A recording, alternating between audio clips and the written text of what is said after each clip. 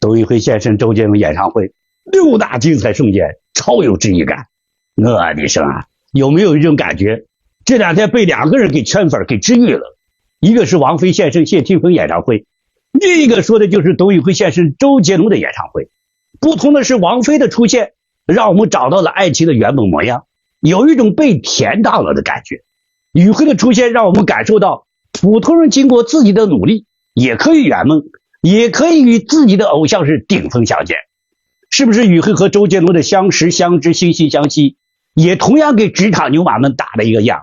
言归正传，我们还是说董宇辉现身周杰伦演唱会的6大精彩瞬间。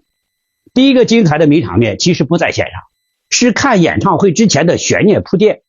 其实宇辉在最后一天直播间下播的时候透露过大家，说自己要去参加一场3个字的会。遗憾的是，所有人都没有猜到他要参加的会是演唱会，而且是周杰伦北京鸟巢演唱会。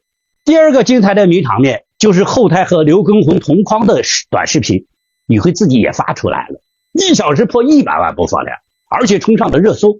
更好玩的是，刘畊宏搂着董宇辉的肩膀笑着大喊：贵宾来了，董老师。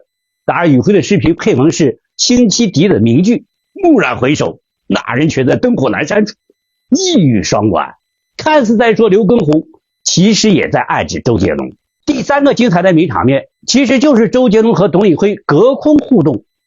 周杰伦在舞台上向董宇辉的包厢挥手打招呼，全场上万歌迷都看向了董宇辉，全场沸腾尖叫，贵宾专属排面是拉满爆棚。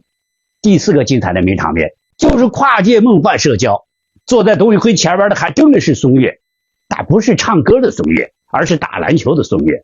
刘畊宏还专门牵线介绍给董宇辉认识了，是不是董宇辉瞬间又跨界到体育圈了？第5个精彩的名场面，估计除了刘畊宏，所有人都没看到，说的就是周杰伦后台和宇辉单独合影见面的场景了。大家伙也只能畅想一下，估计宇辉也不会发出来。还有啥名场面，大家评论区补充吧。